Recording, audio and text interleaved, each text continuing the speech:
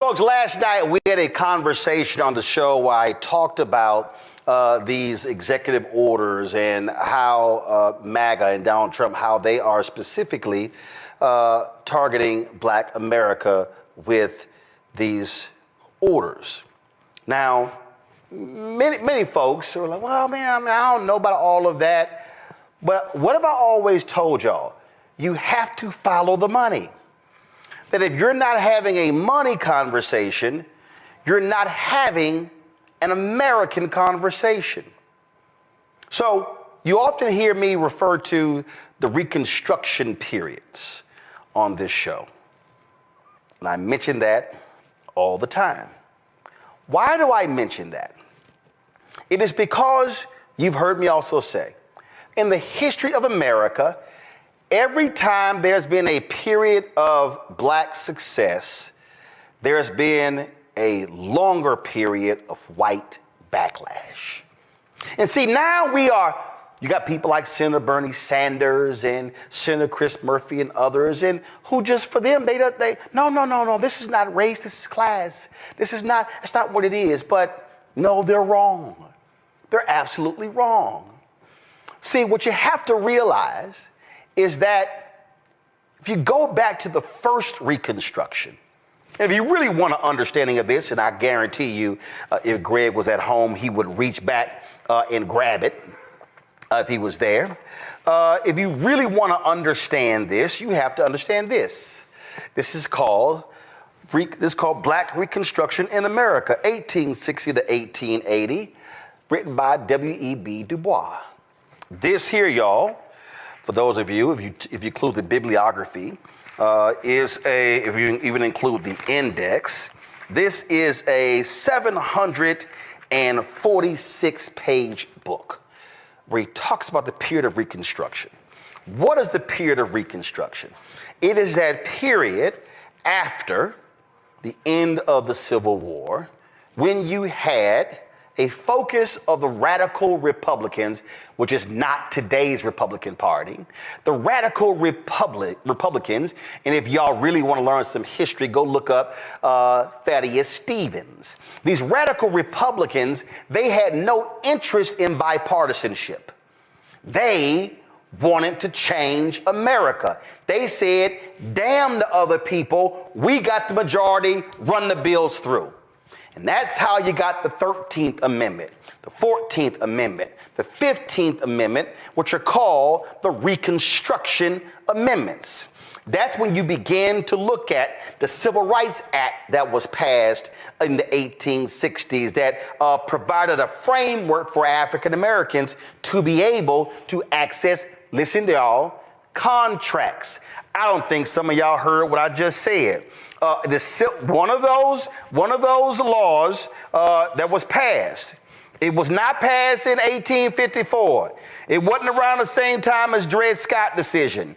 This particular act was passed because the radical Republicans understood that coming out of Reconstruction, that the freed people of African descent needed to be able to access the economic levers of the country in order for them to be able to move ahead. Now, this, if you look at real quick here, I pulled it up. You see this AI overview. The Civil Rights Act of 1866 was the first federal law in the United States to define citizenship and protect the civil rights of all citizens.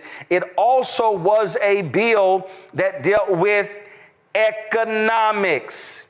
It was economics. And so what began to happen during Reconstruction? I would argue at the Reconstruction period, the first one, is the most successful period in the history of America for people of African descent. Because what happens during the Reconstruction period, you then begin to see freed people of African descent running for state legislature. You see them being elected to Congress. Do y'all realize that which we now know to be hardcore right-wing Confederate, the first state that seceded from the Union because they wanted to support slavery, South Carolina, that had a majority black legislature? Because you know why? The black folks at the numbers. Do y'all even recognize that taxpayer-funded education is a result of those free people of African descent putting it in the state constitution? James D. Anderson's book, The Education of Blacks in the South, 1860 to 1935, details that. You then begin to see, I know a lot of people get caught up in 40 acres and a mule, but black folks were not waiting on 40 acres and a mule. They began to acquire property. They began to open businesses. You then begin to see, we talk about Black Wall Street in Tulsa in 1921 burning down. You literally had Black Wall Streets happening all over the country beginning during Reconstruction. But what then happened? And you can look at Eric W.B. Du Bois' book, or if you want to, you can read Eric Foner's book, Reconstruction, America's Unfinished Revolution. He has it from 1863 to 1877. 1877 is kind of important. I'm about to get to it. So what then happens? All of a sudden, you begin to see African Americans creating opportunities, but passing bills. You begin to see them building things and doing things and opening schools. And all of a sudden, you begin to have white folks who then go, you know what?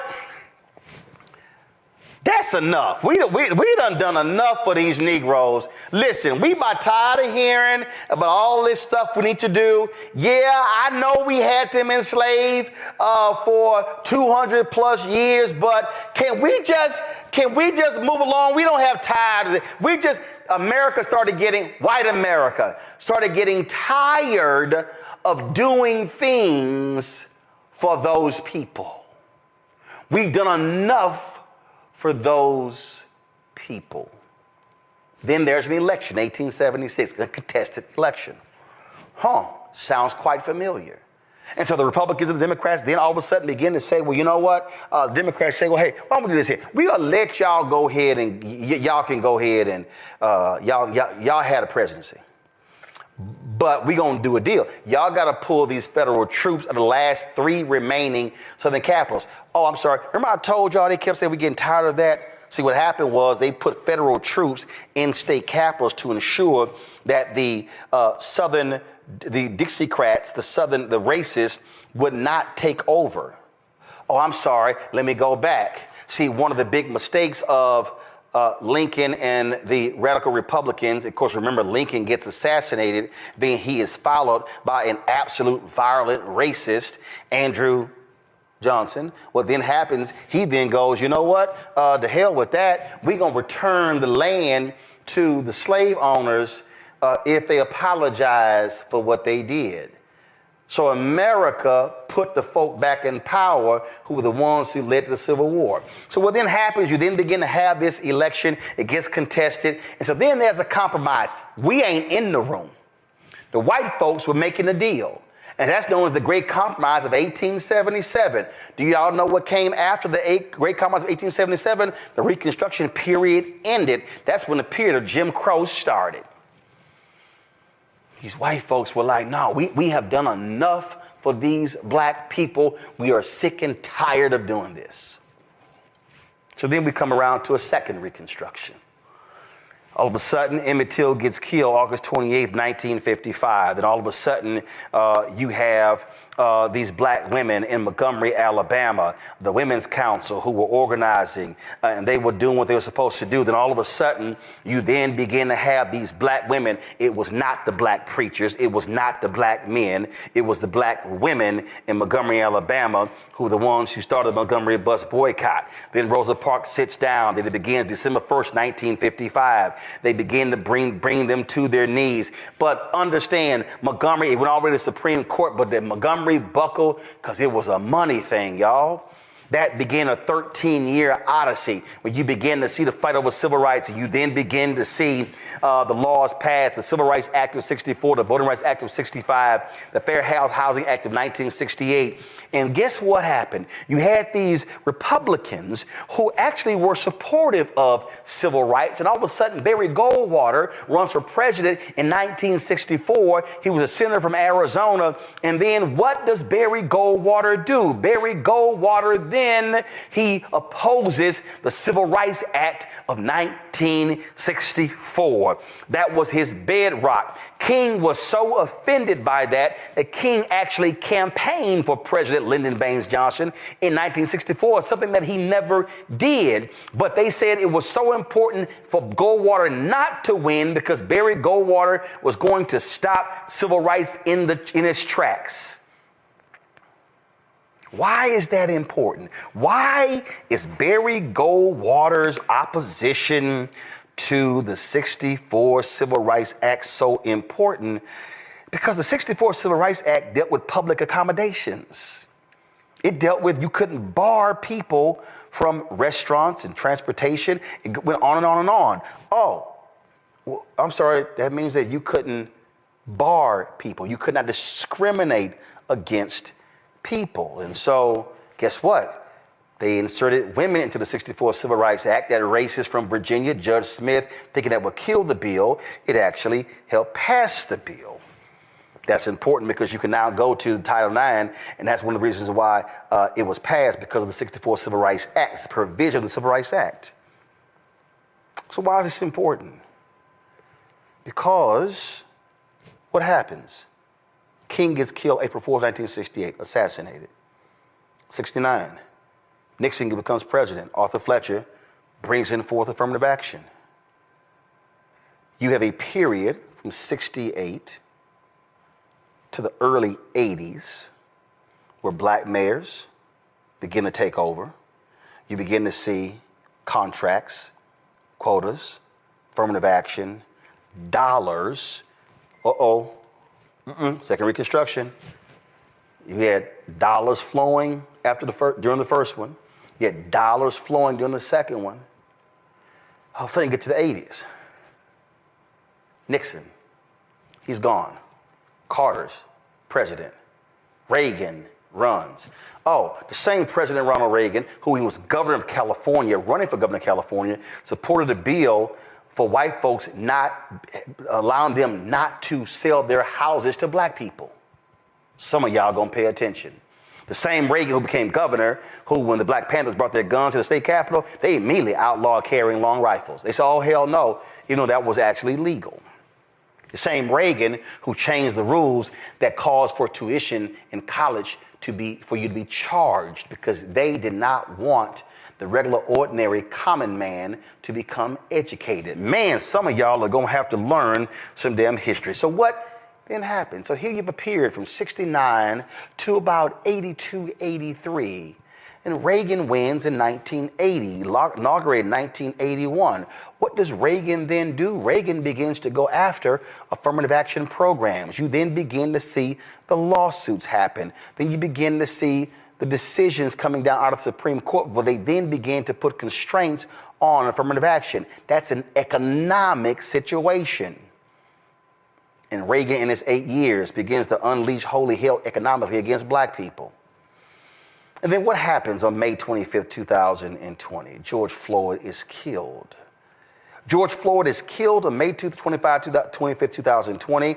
And folk like me said, y'all, this is the third Reconstruction. We said in that aftermath that unlike the first two, which largely focused on civil rights, although economics was a part of it, this should be solely focused on civil rights. What happens in the aftermath of the murder of George Floyd? You begin to see white people and Latino folks, and you begin to see Asians protesting, shutting companies down, forcing them to make economic commitments to be change agents. And white conservatives went, oh shit, we can't have this. We cannot have a generation or two of young white people who are reading and being educated about the real history of America. There's no coincidence. The attacks on critical race theory comes after George Floyd's death. Oh, some of you may say, well, I still don't understand. What's the deal here? Because the attacks on CRT and the attacks on wokeness were all designed to drive a wedge through conscious white people and the folk who wanted to keep the system the same. You had white people in companies who were forcing them. Adidas announced a $10 million commitment, and the white folks in the company lost their minds so much the next day the CEO said, oh, it's going to be $100 million. Companies pledged 30, 40, 50, 60, 100 billion in economic commitments in the wake of the death of George Floyd. And then the right said, no, we cannot have this. Oh, no, hell no. Remember, May 25th, 2020, Trump was in the White House. We cannot have this because if we have this coalition of young white people who now all of a sudden becomes conscious, who all of a sudden becomes awake, then all of a sudden we are guaranteed to lose elections in the future. And so what do they then begin to do? They begin to complain about books. They begin to complain about what they're seeing in libraries, and what then happens? They begin to run for school board. Moms for Liberty begins to rise up, and so they take all of that fury in 2021 and begin to win, and that goes into 2022. It sets up the return of Donald Trump. But what a lot of people have been missing is that Brown versus Board of Education decision in 1954 leads to, of course, in 1955. And all of a sudden, you begin to see the changes made by those federal judges. And so the hardcore right goes, damn it, we got to combat this. And the civil rights laws beginning to come in 1960. And they said, no, we can't have this. And then all of a sudden, because of what black people did, fighting for civil rights, and then it was black people's fighting for civil rights, which opened the doors for immigrants to be able to come into the country. Thank you, Indian Americans. You're welcome, Pakistani Americans. You're welcome, Asian Americans, because that's black people make that happen. Then the white folks said, oh, hell no. This all of a sudden, this multiracial America, we ain't having that. That's why you begin to see rich folks, the Mellons of the world, begin to fund the Heritage Foundation, fund the conservative think tanks, because they needed to establish a structure to reframe America, because we cannot have a multiracial America where these people are going to be in power. So we are going to attack economics, affirmative action. We're going to attack voting rights. We're going to attack everything which is the underpinning of the society. All these things happen, which is why, folks, you have a Robert Mercer, billionaire, funder of Breitbart. What does he do? This is what he said. Go to my iPad. Mercer often argued that the 1964 Civil Rights Act was a mistake. According to the New Yorker, a former employee claimed that Mercer asserted repeatedly that African Americans were better off economically before the civil rights. Mercer allegedly claimed that black people were racist, and they were no more racist, that there were no more white racists. He said black people were racist and that there were no more white racists. That's the billionaire Robert Mercer, who was one of the biggest funders of Donald Trump in the 2016 election, who was the chief funder of Breitbart. This election, you had Charlie Kirk, the CEO of Turning Point USA, who was organizing and galvanizing young white folks on college campuses all across the country, especially young white men. This is what Charlie Kirk said about the 1964 Civil Rights Act. Be clear, created a beast, and that beast has now turned into an anti-white weapon. Yeah, and that's the reality. And so we just need to fundamentally relook at a lot of our civil rights legal regime. And without that, even though I don't think it's sort of the magic bullet, but I think without that, there's limits to the amount of progress we're going to make. Let's talk about discourse and dialogue. This topic would have been even more forbidden 4 or 5 years ago, but it's now becoming in more and more mainstream circles. Is that because the problem is becoming worse, or but our side is more courageous to confront it? Did y'all hear that? We couldn't talk about this 4 or 5 years ago, but now we can. That's a person who literally has the ear of the person sitting in the Oval Office. We do not understand that the executive orders that have been issued this week, the attacks on affirmative action in colleges and admissions, they are getting rid of programs, scholarship programs. They're getting rid of internship programs. They're getting rid of access. What this is about is the complete attack. And this is the goal of exactly what they did in 1877. This is no different than when the white racists in Mississippi convened the Constitutional Convention in 1890. And they said, we cannot let these niggas keep voting. Oh, I know, I'm sorry. Supreme Court Justice John Roberts, he doesn't use that language, but it's essentially what they did when they gutted Section 4 of the Voting Rights Act. The attacks on Section 2 of the Voting Rights Act.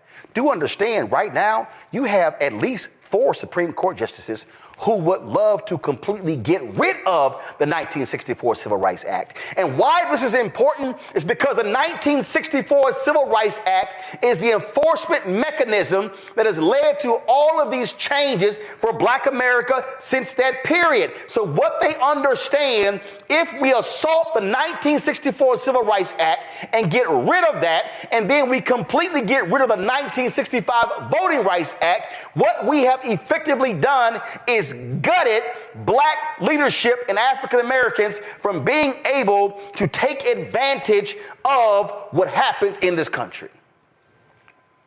So while a lot of y'all are bullshitting around on whether you can be on fucking TikTok, while you're getting caught up in some bullshit housewife, while you're having your fucking MJ and LeBron debates on who's the GOAT, there is literally, as we speak, an entire focus to gut every single civil right and economic gain that we have had since 1964, because they are pissed with those three acts. They're pissed with the Brown versus Board of Education Act. You have voucher bills that are being pushed in Texas and Tennessee and other places to gut public education. What we have to understand is there is a vicious assault to completely defund Black America. So why did I wear what I'm wearing today? We had this sister on the show. She launched her own athletic apparel company, shoe company as well. So what I'm wearing, y'all, is all Black owned. Well, we have to understand, King talked about it in his sermon on April 3rd, 1968. What do you think this was about? Operation Breadbasket, an untold story of civil rights in Chicago, 1966 to 1971 by Martin Depp. This was about the money. And when you have corporations who are now afraid, who are scared to death, oh, Costco is standing up to them. McDonald's buckled. Walmart buckled. Jack Daniels buckled. If you want to understand what Black folks should be doing, every Black person right now should be saying, the hell with Jack Daniels. Don't ever buy Jack Daniels again. You don't want to stand with us, especially when you are a company that even exists because a Black man showed you how to do it. We should be saying, get Uncle Nearest. Black folks should be saying, Hennessy, where do you stand? Yeah, we're going to stop drinking your stuff too. The only way we are going to counter what is happening right now, this effort to defund Black America, is to say, keep playing with us, we're going to defund your company. Because there are companies that depend upon black market share. Car companies, soda companies, fast food companies, clothing companies. Black America, music companies, entertainment companies. But the question is, do we have the actual courage to use the power that we have? Greg, I'm gonna go to you first because we don't. This is about the money, and the money is about power, and the power is about control. And they are executing an agenda, a radical agenda that will absolutely do economic harm to black people for the next century. Yes, absolutely. I think it was a masterful walkthrough, Roland, very necessary, an important level set for folks who really think this is about one election or one candidate's policies, or whether you like their spouse, or whether they smoke weed when they were in college. Silly things, as you said.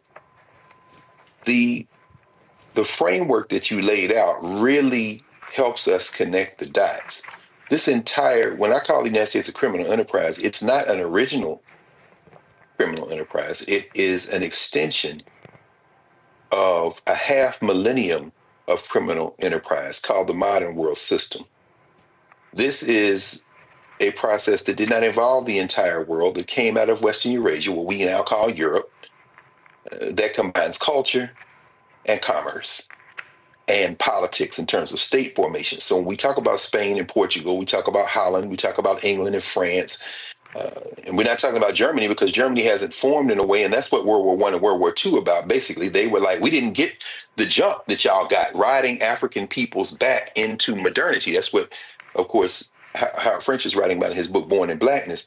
But what you just laid out for us, it's about the money. You're absolutely right. And the money is a proxy for a larger concept of economics.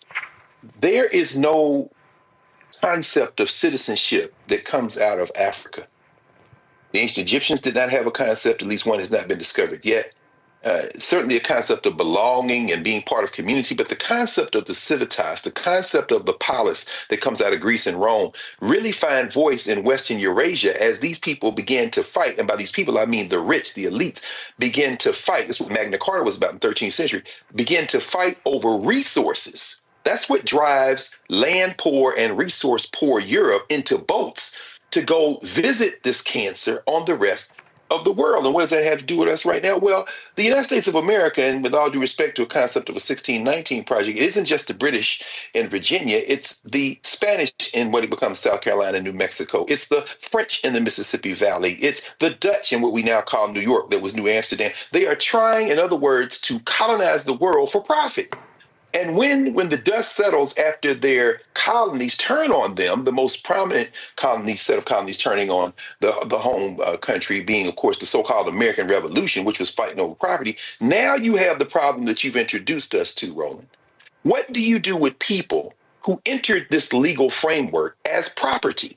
This is the Federalist Papers. They've got debates over the Constitution. We are not people.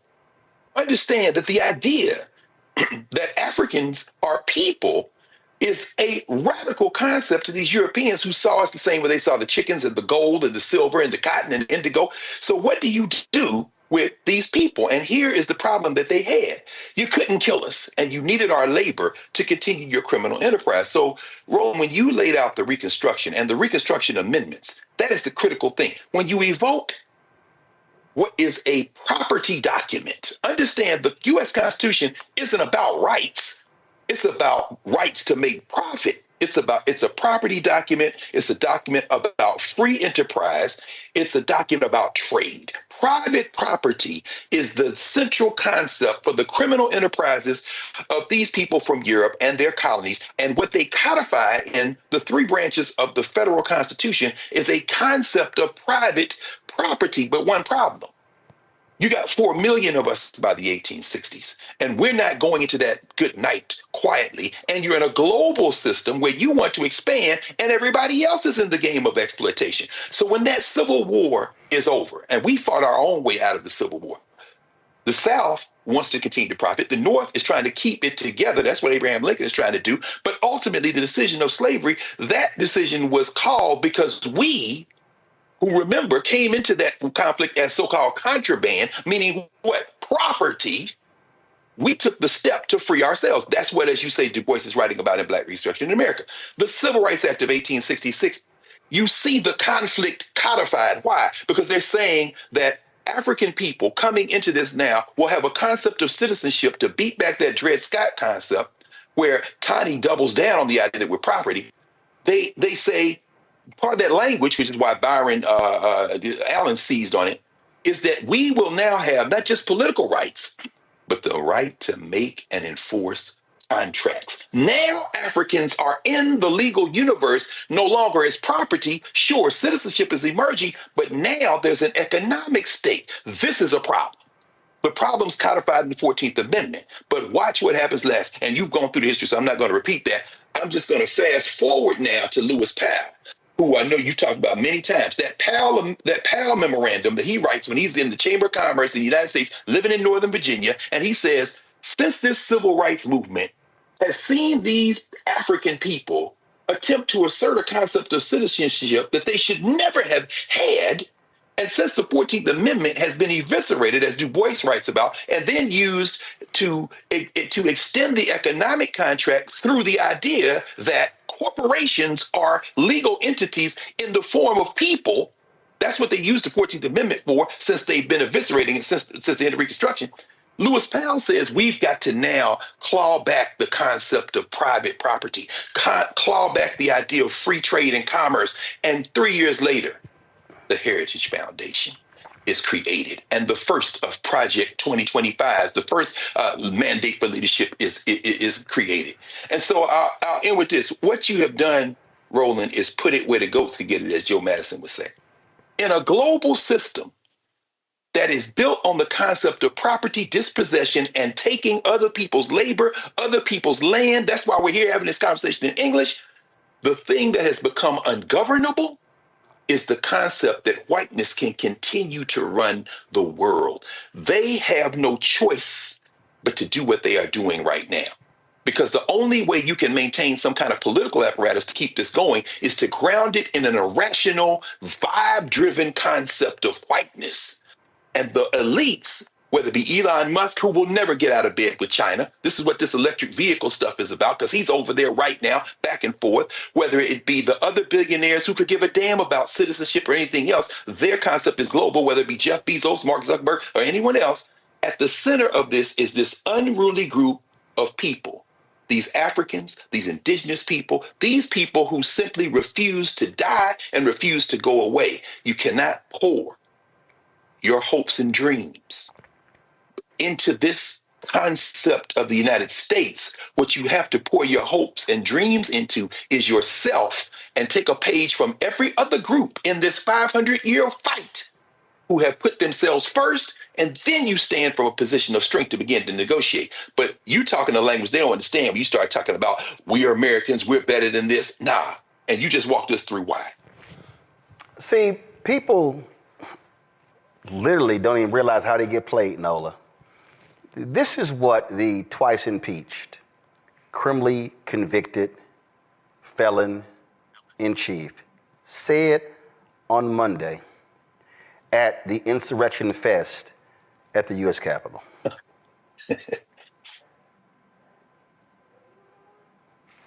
Guys, the video from the inauguration. You had it up earlier. Yes, the video from the inauguration, they're requested, when he thanked black people. We had a powerful win in all 7 swing states. and the popular vote, we won by millions of people.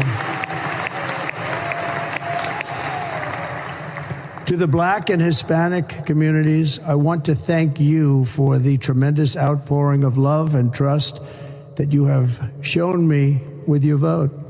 We set records, and I will not forget it. I've heard your voices in the campaign, and I look forward to working with you in the years to come. Today is Martin Luther King Day, and his honor, this will be a great honor, but in his honor, we will strive together to make his dream a reality. We will make his dream come true. And what did that liar do? Gut the very things that King fought for. And if you Black and you fail for that bullshit, you are a dumbass, Nola. He couldn't even get it out. He couldn't even finish the statement because it wasn't authentic. He couldn't even finish the end of the statement that we're going to make his dream come true. Lies. Lies. And, you know, I'm so happy that we're talking about Du Bois because, you know, in the great debate between Booker T. Washington and Du Bois, in many ways, I am a Du Boisian. And I'm going to kind of come back to this MLK, this kind of worship, you know, at the altar of MLK when it's MLK Day. And I would also say, you know, don't be surprised if they circle back and try to not make MLK a federal national holiday. I'm gonna just go ahead and put that out there. But, you know, as we're having this conversation, you know, Roland, as you're walking us through the different reconstructions, the one thing that is rolling around in my head, and, you know, Greg made so many salient points, that question that Du Bois asked in The Soul of Black Folk, how does it feel to be a problem? It is a question that is it's so salient in this moment, because what you're talking about is Black people have been a problem in this country since the day we were stolen from Africa and brought here illegally. We have been a problem because you can't get rid of us. Everything has been tried. You treated us like cattle. You enslaved us. You put us on plantations.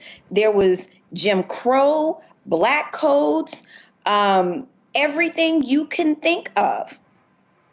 We have survived. And every time we surpass a little bit of surviving and maybe get to thriving, to your point, it is completely taken away from us.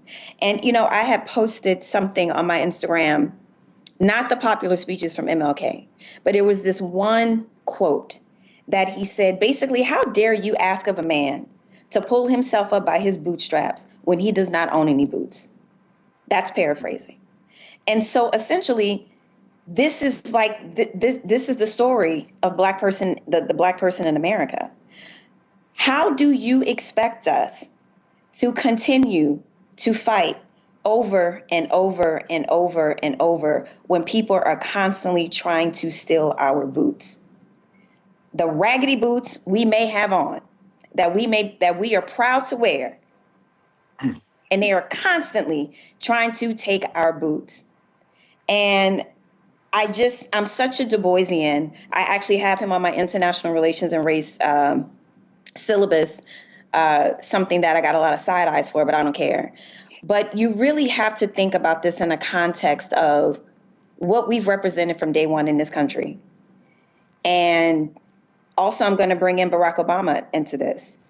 The fact that that Black man was the president of this country and pretty much went 8 years unscathed, you know, no major dramas outside of the tan suit, you know, him and his really Black wife, you know, that did something to white America. It drove them insane, right? It literally drove them insane. So everything that we're seeing is successive. Everything is successive. And you want to even go further back to that. I always tell people, if you've never seen Black Klansman, please watch Black Klansman and watch it until the end. Because what Spike Lee does at the end of that movie with David Duke and how they have been generationally trying to get to a Project 2025 moment. They have been putting in the work for generations. They have been reworking and retooling. And this is where we are now. We've made too many strides. There's been a Negro as a president. Oh, no. No. These Black folks are being way too fancy. Way too fancy. We have to snatch their boots. And this is a moment that we're in right now, the snatching of the boots. When you told us to pull ourselves up by our bootstraps, oh, but that's DEI, right? That's not merit. We didn't deserve any of those boots that we put on ourselves. So here we are again. They're trying to make us bootless. But what we do know is how to be a damn problem in the United States of America. See, Larry, I love these people, especially my haters, who out see Larry, they were, Roland Martin trying to tell y'all to vote and why you gotta vote and all this. Guess what? The conservatives were waiting for us to be stupid. The conservatives were waiting for us to sit on the couch. For all y'all smart asses out there, let me help y'all out. Do y'all know the justification that Chief Justice John Roberts gave for gutting Section 4 of the Voting Rights Act? It came post-election of Obama. He said, well, since they voting in record numbers, there's no need for Section 4. And guess what has happened since 2012? Our vote numbers went down in 2014, in 2016, in 2018, in 2020, in 2022, in 2024. We didn't show up in Louisiana, and guess what? Crazy, deranged MAGA Jeff Landry was elected. There are more eligible Black voters in Texas than any state in the union. And guess what? We barely are hitting 50%. Even in places like Atlanta, where you should be seeing turnout at 50 and 60 and 70 and 75%. No, we're seeing turnout in the mayoral elections at 18, 20, 22, and 26. And so what these conservatives are sitting here doing is saying, thank you. Thank you. We have so frustrated y'all. We have so devalued y'all. We have told y'all how the Democrats don't do nothing for y'all, so therefore you don't vote for them, and you sitting on the couch, all it does is solidify our power. And as a result, they are running the table in places all across the country. The reality is that there's no reason Republicans should ever have a supermajority in North Carolina. They don't have it now. But if Black folks voted our numbers in North Carolina, that would never happen. In fact, if Black folks would vote with our numbers in South Carolina would change. Georgia would change. Florida would change. Mississippi would change. When Mike Espy lost to Cindy Hyde-Smith in that special election, he lost by 65,000 votes. There were more than 100,000 eligible Black people in Mississippi who could have voted, but who did not. And so for all of y'all who love to sit here and talk about, man, you always talking about voting, you always talking about voting, I don't know why you always talking about voting. Now you understand what happens when they have power.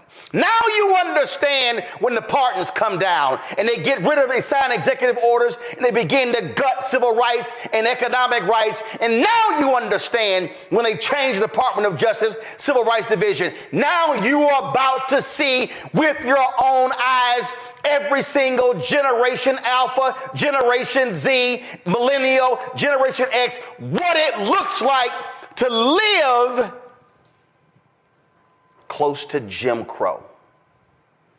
No, I know some of y'all are saying, Roland, this ain't Jim Crow because I can go to the club with a white woman. This ain't Jim Crow because I can go out and we can go here and I can use this water fountain. I can use this bathroom and I can go here. But you need to understand, and I'm telling you right now, mark it down, 7:40 p.m. Eastern on January 23rd.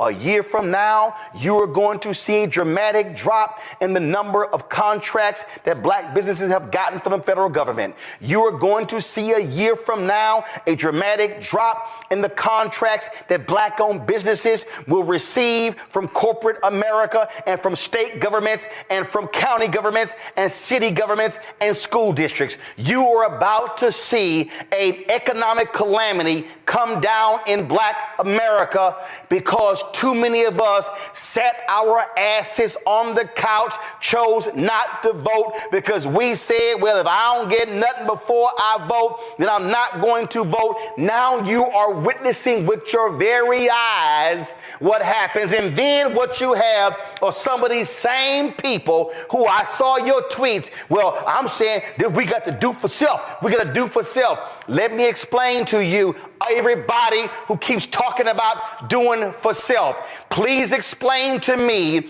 how you are going to do for self in an industry that requires contracts. Please tell me how you're going to do that. If you do not have black companies that control every aspect of the supply chain, then you cannot do for self. And so you cannot show me how in America that if black folks then begin to shut out of contracts from federal government, state government, county government, city government, school districts, how are you going to do that? Right now, you have an assault on federal workers because of MAGA. Black people over-index in federal worker jobs.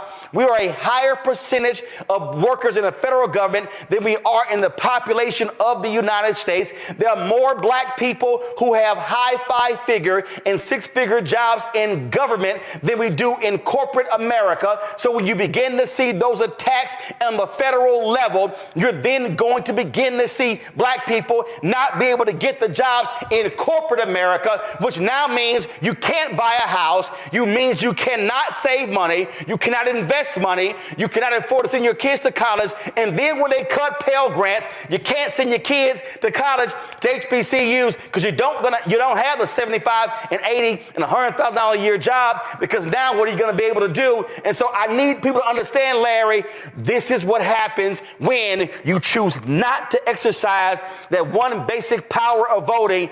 Then what you begin to do is lead to an economic catastrophe in the black community, and all of the work that people put in to create even what we got, which was not perfect.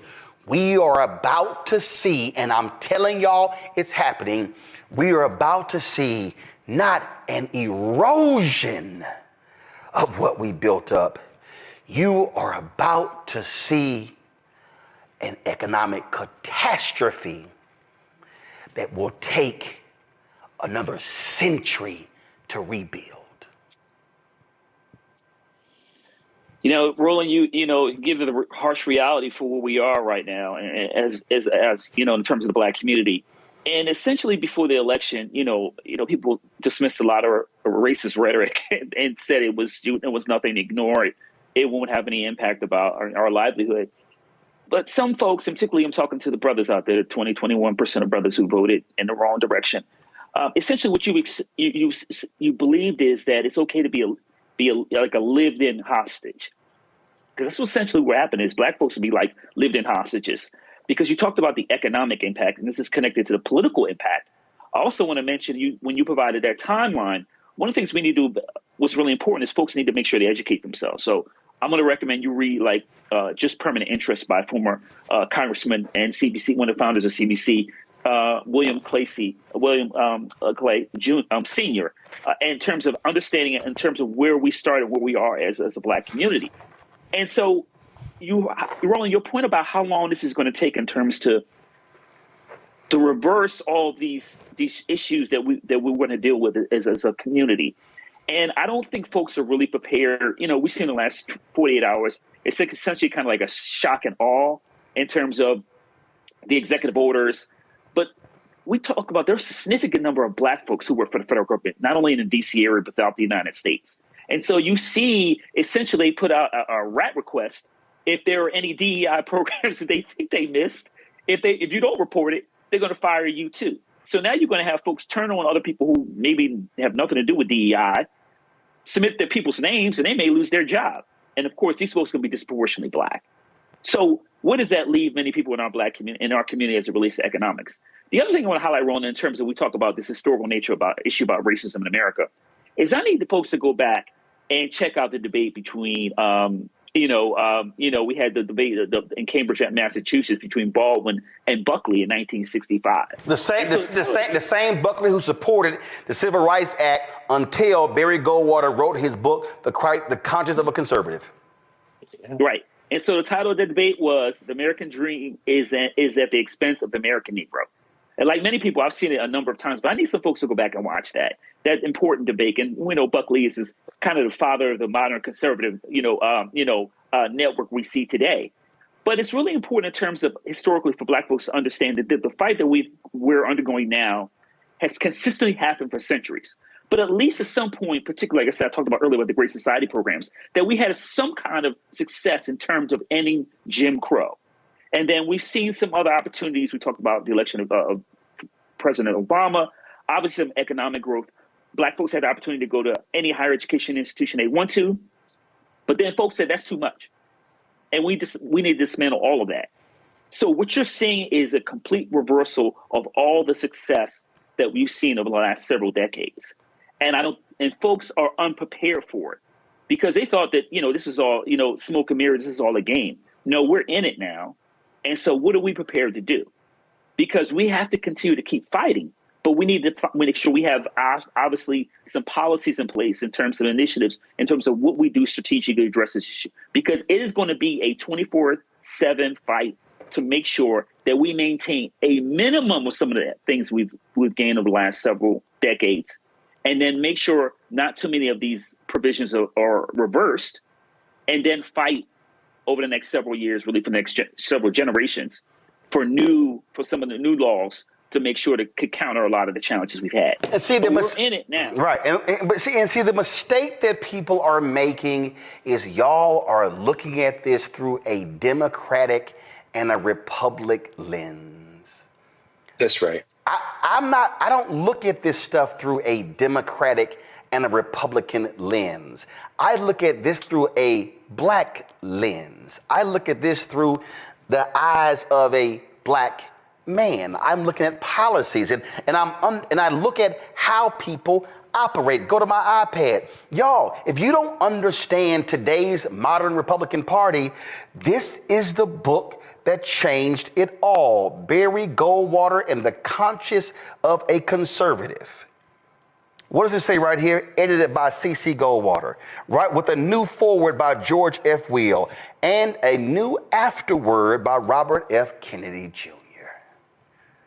See, a whole bunch of y'all. Oh, I saw a bunch of y'all. Entertainers too. Y'all were talking about y'all were supporting Robert F. Kennedy. And you didn't even realize the game that he was running. Y'all didn't realize that. And I saw some of y'all, man, well, Kamala, she should have made an outreach to Robert F. Kennedy. Why? Everybody knew what RFK Jr. was. See, y'all ain't, y'all falling for the okie doke. When you are making a decision who to vote for, you make a decision based upon what I see, what I hear, how things are operating. Look at this here. All of these. Donald Trump said, I will end the war in Ukraine in 24 hours. Y'all fell for it. Y'all sit here and y'all fall for all of this stuff, not even remotely realizing what is going on.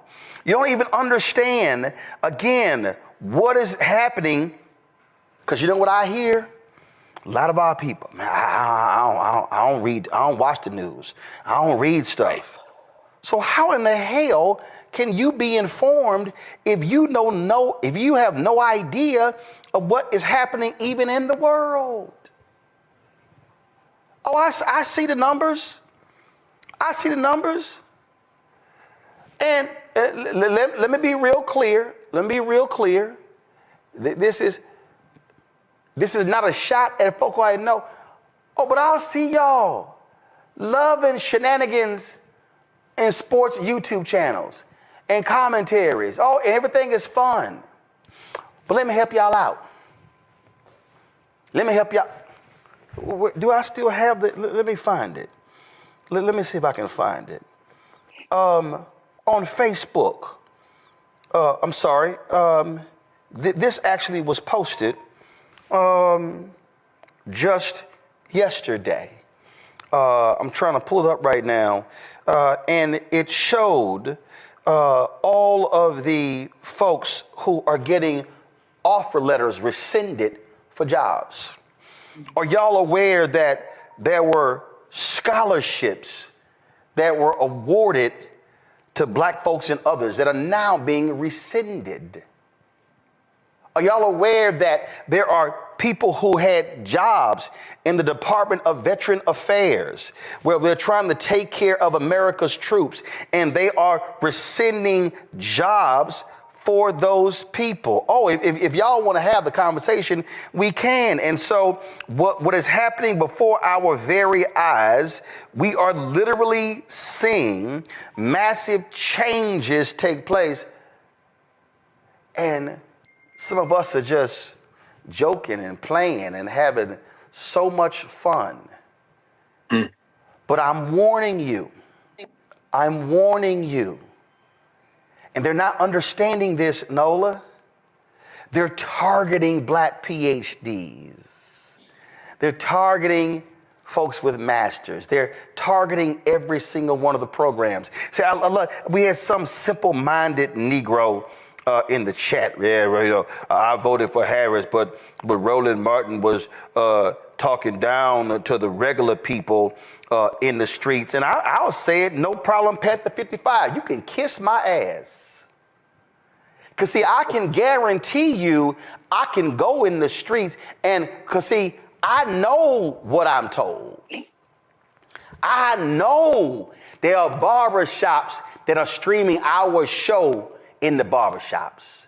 I know, because I get the letters, and the brothers who were in prison stopped me and saying, man, I got through prison watching you. See, y'all can sit here with that bullshit all you want to. Oh, you the boule, and y'all talking down. That is dumb as hell. Because first of all, right now is 5,500 people who are watching YouTube right now. Hey, dumbass, it's only 5,000 boule members. So guess what? And I guarantee you, the entire boule ain't watching me right now. But see, Nola, that's the Simple Simon shit that some of these folk don't realize. And while they sitting here yelling about, you in the boule, you ain't talk to the regular people, guess what? You getting jacked. The programs that are happening, oh, these things are going down as we speak. Nola, you are hearing from these people. You are hearing from I guarantee you are hearing from long-serving diplomats in the State Department, people who have given their lives to the federal bureaucracy, people who believe in what Ralph Bunche was doing, the first African-American to win a Nobel Peace Prize, who are summarily being dismissed because what they say. In fact, y'all don't even. Do y'all have the clip where Donald Trump said he could tell who's an illegal immigrant? Play it. Open borders with people pouring in, some of whom, I won't get into it, but you can look at them and you can say, could be trouble, could be trouble. You can look at them and tell you could be trouble. That's what they are saying right now to black people in the federal government, Nola. First and foremost, it's just plain old school racism. No more, no less. Just plain old school racism. Nothing new. But, one of the most successful tricks ever played on Black folks is to convince a large population of us that education does not matter.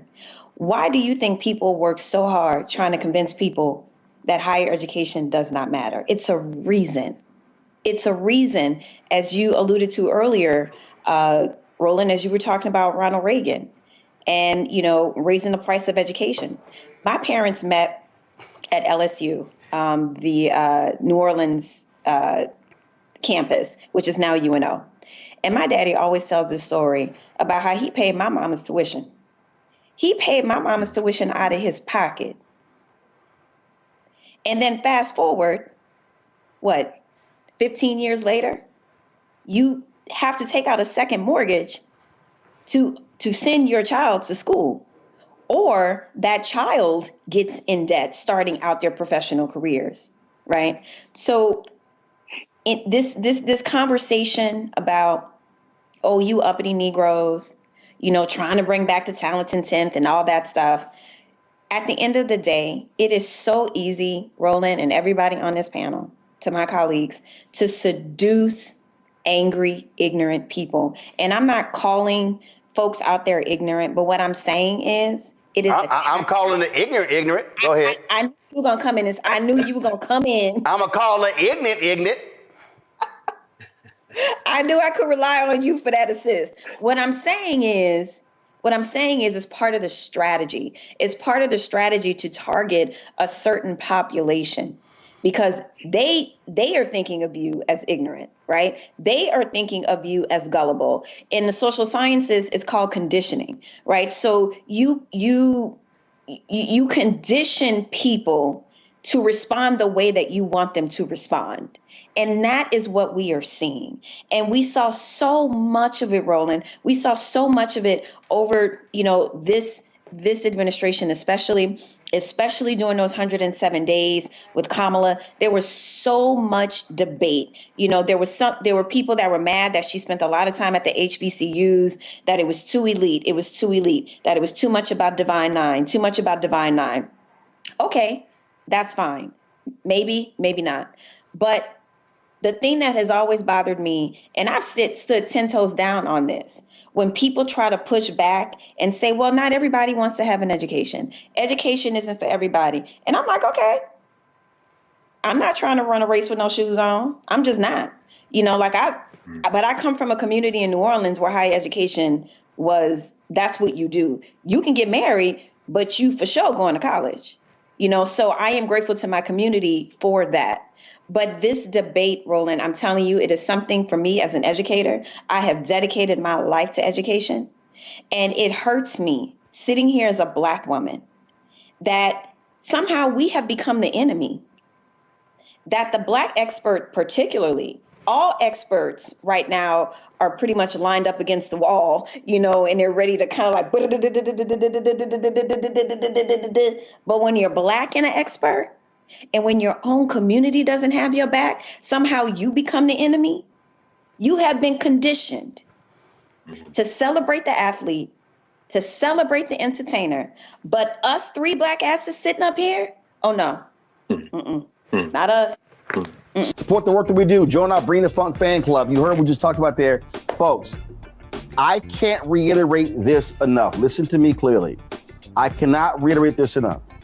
When you've got technology companies running scared, when you've got legacy media not doing their job, when you've got Black-owned media that has disintegrated, now is more than ever for us to have independent media that cares about the truth, that is willing to say what needs to be said. So when you support Roland Martin Unfiltered, this show, when you support the Black Star Network, you're not just supporting me, you're supporting the other shows. Our goal is to add 2 more shows this year. We want additional shows. We want more weekly and daily shows because we want to be able to speak truth to power. We want to be able to say what is necessary where other people are scared. And when you are scared, when you're looking over your shoulder, oh my God, that advertising contract is not going to come in. Well, guess what? A lot of these major ad agencies, they're not even supporting us anyway. You know, in 6 years of doing this show, Group M hasn't done a damn thing with us.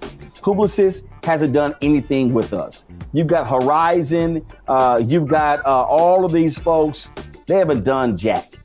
And so we are calling it like we see it, and we're speaking truth. And unlike some of these other so-called progressives and people who believe in truth, I'm not running around trying to kiss MAGA ass and kiss Trump's ass.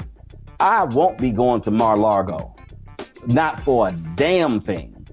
And so this is about us being able to speak truth. So when you support this show and this network with your resources, that is exactly what is happening, because we are trying to build something that is bigger and broader, and actually it has the courage to say what needs to be said, even when it makes other folk uncomfortable. If you want to contribute giving Cash App, use the Stripe QR code. This is it right here.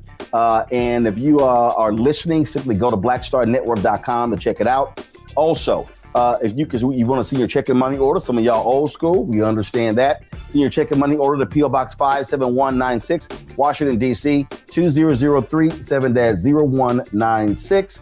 PayPal, R. Martin Unfiltered. Venmo is RM Unfiltered. Zelle, Roland at RolandSMartin.com, Roland at RolandMartinUnfiltered.com. And again, folks, we've got some 4 million social media followers.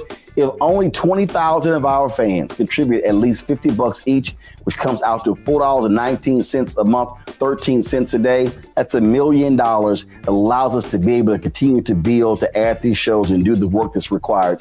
So your support is needed. So please join our Bring the Funk fan club today if you've not already joined. If you have given to us in the past, please renew your commitment, because it's important that we support Black-owned media, because Black-owned media matters. With the stroke of a pen, the twice impeached, criminally convicted felon-in-chief Donald Trump has dismantled affirmative action in federal contracting. On Tuesday, the Office of Personnel Management issued a memo instructing agencies to place diversity, equity, and inclusion office staff on paid leave, and all public DEI-focused web pages must be taken down by 5 p.m. Eastern today. These employees are expected to be laid off. Some have already been laid off. This executive order on affirmative action revokes a directive issued by President Lyndon Johnson that dealt with the issue of discrimination in federal contracting. Joining us right now is Damon Hewitt, President and Executive Director for the Lawyers Committee for Civil Rights Under Law. Don't ask me why he's wearing a purple tie being an alpha. Plus Ron Busby Sr., of course, President and CEO of the U.S. Black Chambers, Inc. No surprise, he got a little red in his tie because he's a little Kappa. All right, let's get right to it. Damon, I'm going to start with you.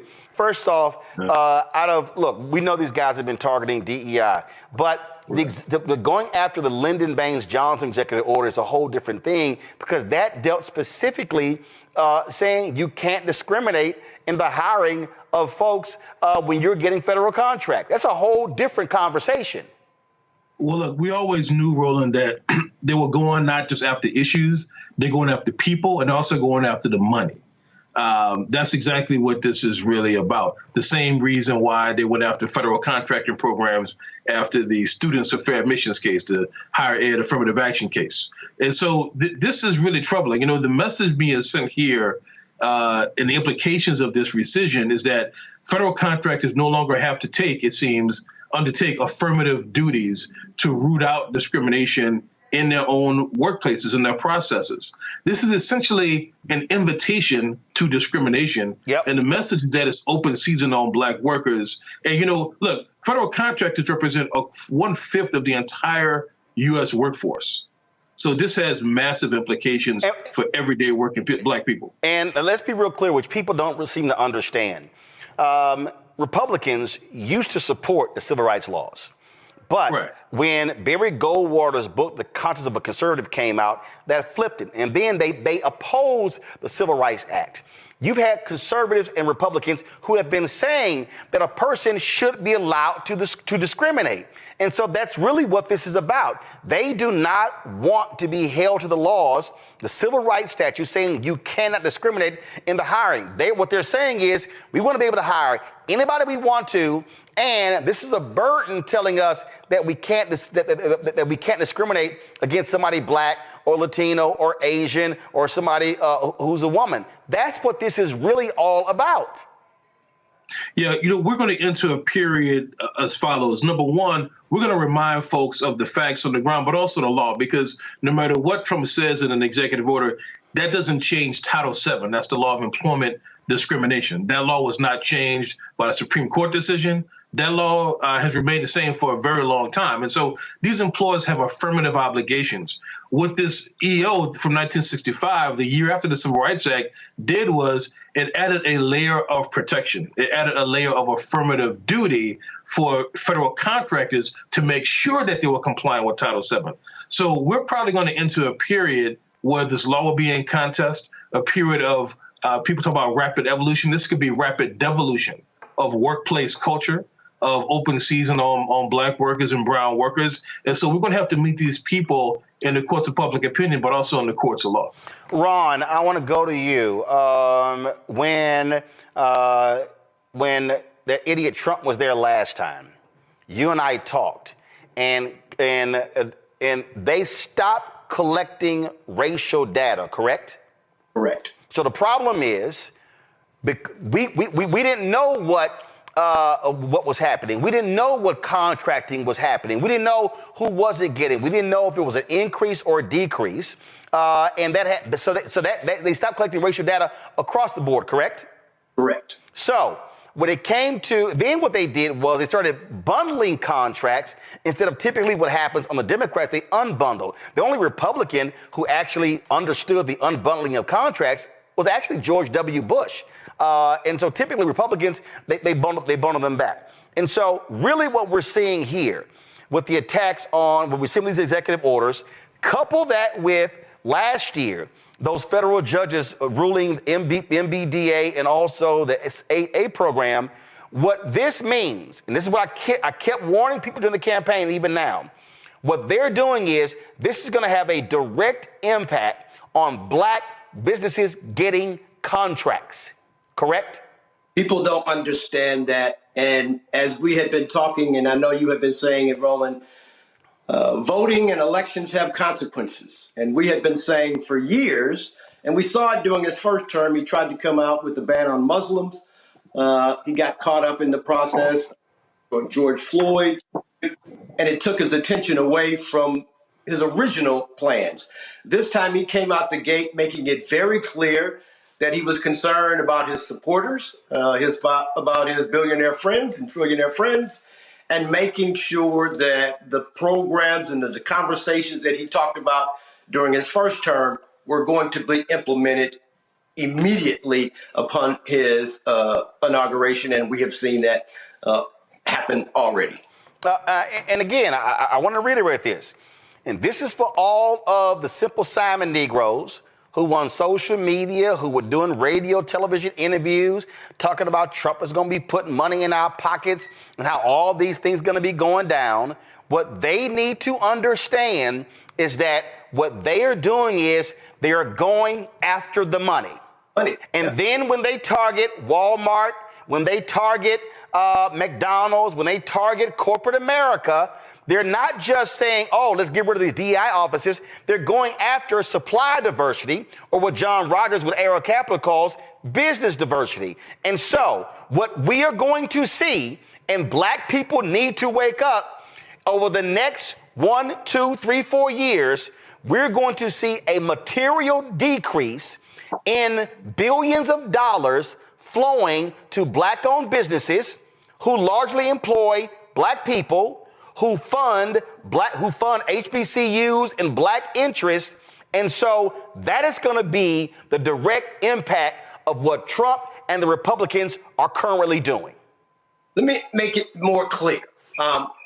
During Obama's first term in office, the goal for minority spend was roughly 5%. He surpassed that and hit 7%. His second term in office, the goal was then 7%. He surpassed that goal and hit 9%.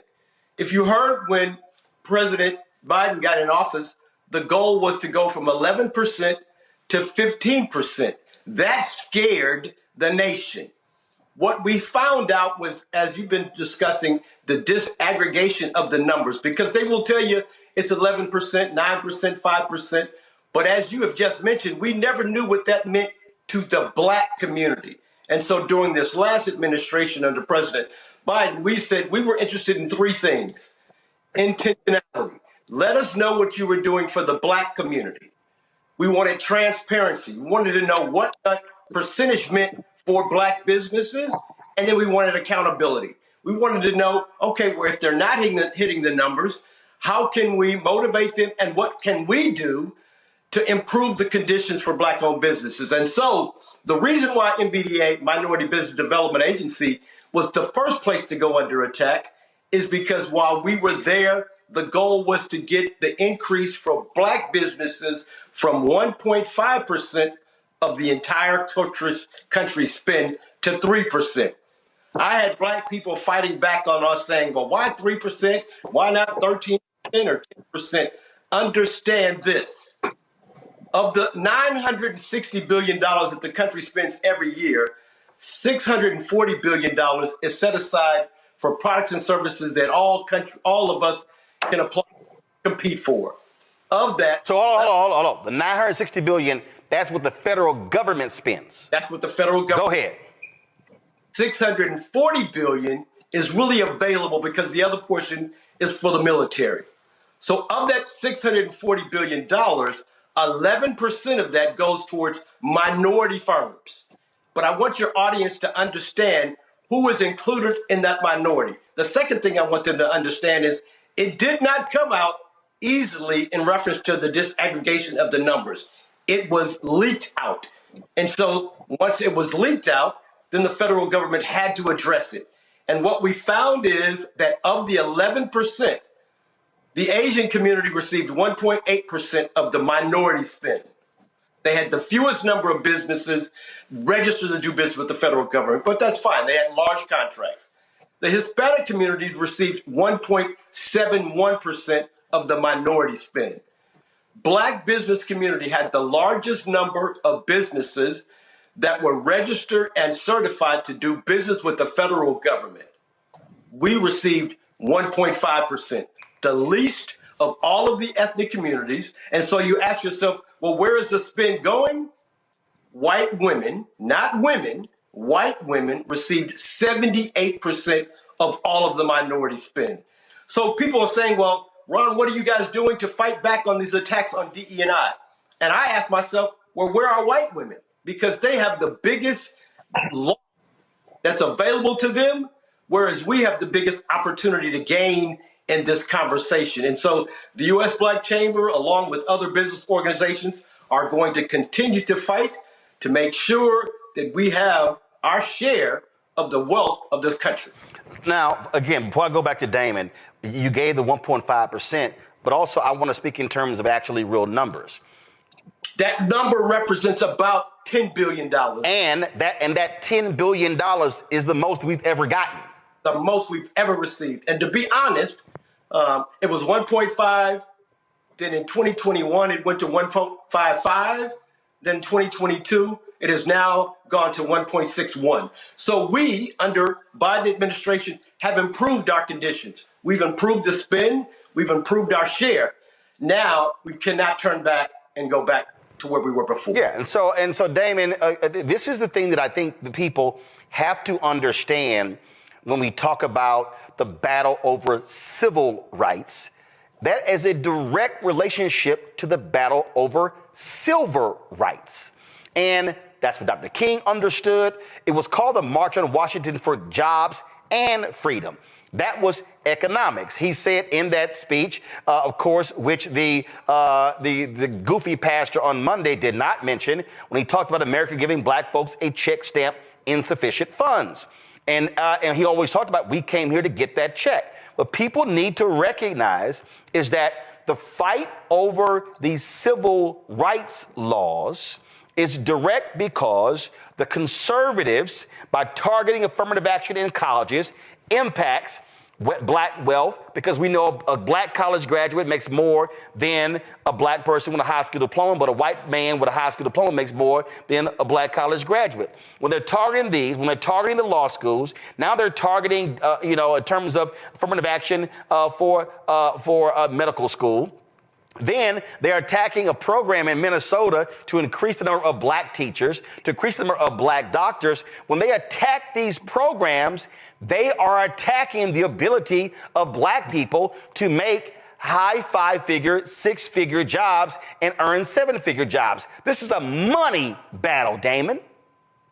It is. Dr. King recognized that we could have laws that allow you to eat at lunch counter in a non-segregated environment. But if you can't afford to buy the lunch and buy the meal, then what are we doing here, right?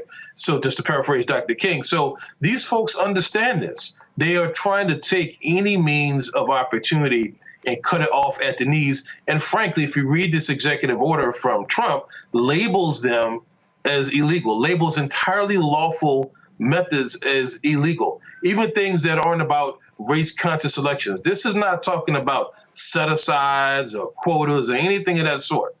This is, and that those things have their place, but this is all about entirely race-neutral methods of training, of education within workplaces among contractors, and also, let's call it insurance, to ensure that folks aren't being discriminated against. They're calling the efforts to stop discrimination in and of itself. And so it's all about limiting economic opportunity from every avenue of American life.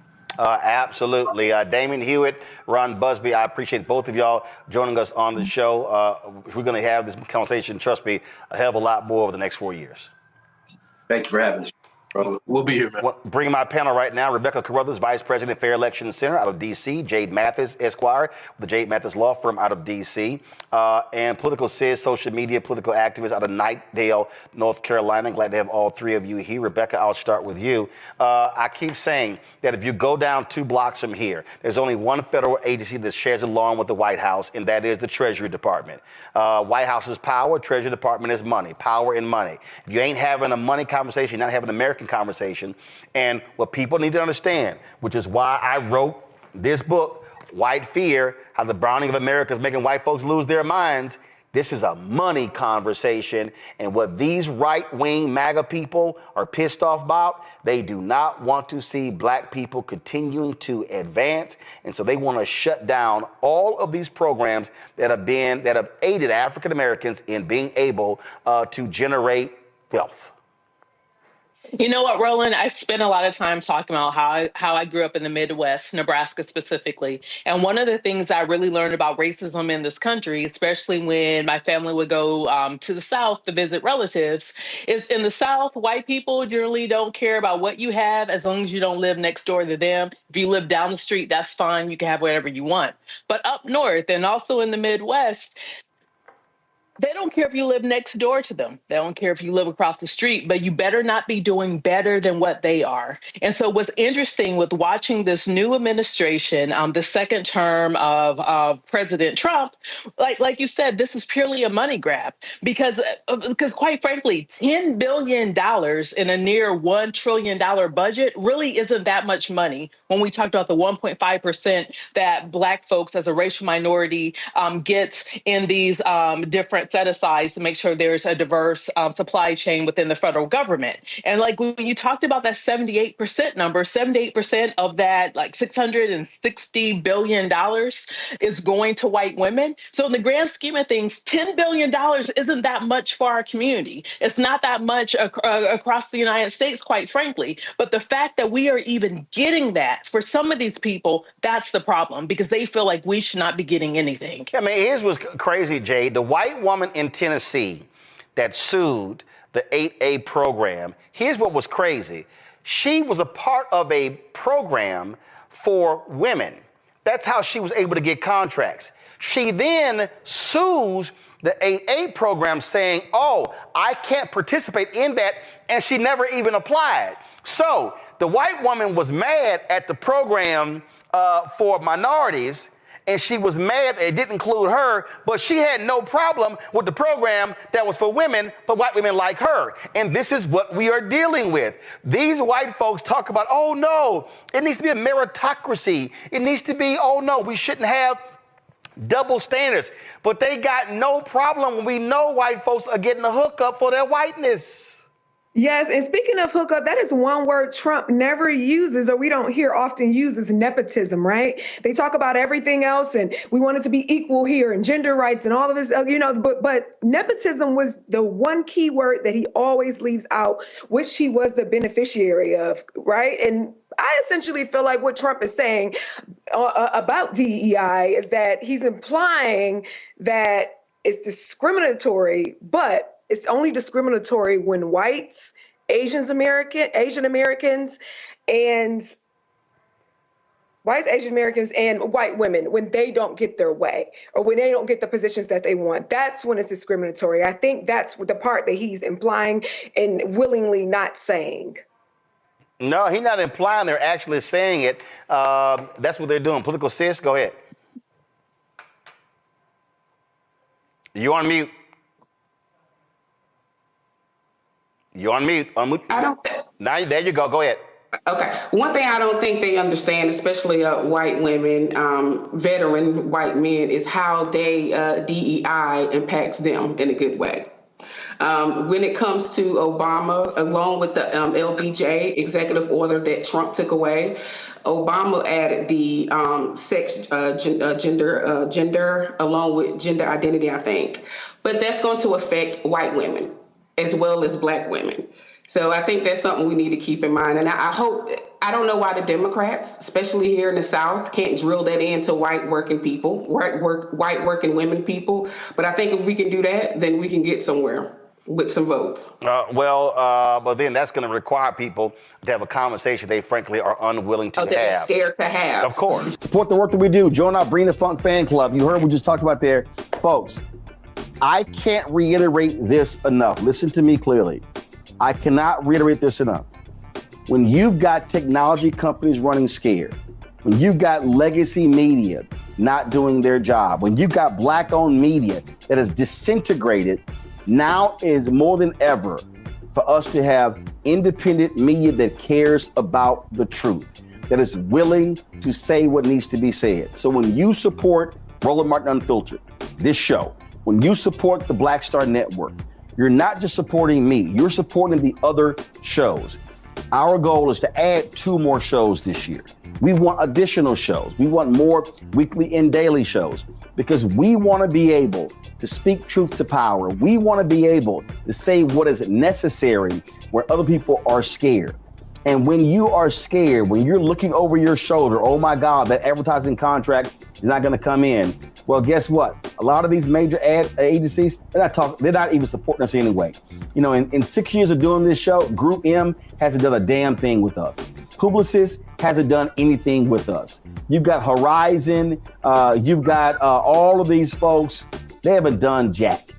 And so we are calling it like we see it, and we're speaking truth. And unlike some of these other so-called progressives and people who believe in truth, I'm not running around trying to kiss MAGA ass and kiss Trump's ass. I won't be going to Mar-a-Lago, not for a damn thing. And so this is about us being able to speak truth. So when you support this show and this network with your resources, it is exactly what is happening because we are trying to build something that is bigger and broader, and actually it has the courage to say what needs to be said, even when it makes other folk uncomfortable. If you want to contribute giving Cash App, use the Stripe QR code. This is it right here. And if you are listening, simply go to blackstarnetwork.com to check it out. Also, because you want to see your checking money order, some of y'all old school, we understand that. See your checking money order to P.O. Box 57196, Washington, D.C., 2037-0196. PayPal, R. Martin Unfiltered. Venmo is RM Unfiltered. Zelle, Roland at RolandSMartin.com, Roland at RolandMartinUnfiltered.com. And again, folks, we've got some 4 million social media followers. If only 20,000 of our fans contribute at least $50 each, which comes out to $4.19 a month, 13 cents a day, that's $1 million. It allows us to be able to continue to build, to add these shows and do the work that's required. So your support is needed. So please join our Bring the Funk fan club today. If you've not already joined, if you have given to us in the past, please renew your commitment, because it's important that we support Black-owned media, because